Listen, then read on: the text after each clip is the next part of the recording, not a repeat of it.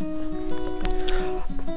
I'm Sanjay Pandey, co-founder of LearnDataVault.com. In this video, you learn about MPP or massively parallel processing and how MapReduce helps you leverage it.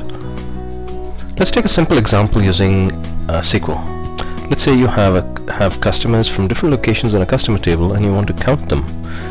You would query something like select count star from customers.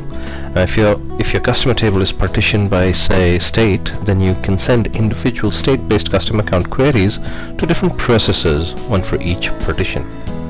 So for customers in Indiana, you'd issue the query select count star from customers where state equals IN. Or for Ohio, you'd query select count star from customers where state equal to Ohio, and so on and so forth. You'd do this for each and every partition in the table. If you had parallel capacity available, then it would make sense to send each query computation to an available node. This process of splitting the data into separate computable nodes is called mapping in the MapReduce process. It's important that the problem be splittable, that you can actually split the problem across nodes to take advantage of this. Once all nodes finish computation, then the results can be collected and merged. This merging process is called the reduce phase. So let's continue with our own example that we started. We can see that all that the reduce phase needs to do is add up the counts and we get our result.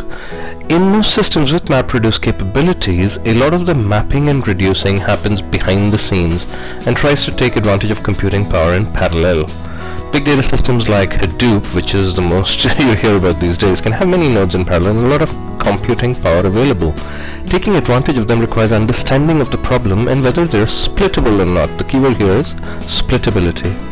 The Data Vault has been using splittable problem design right from the beginning with its unique approach and methodology.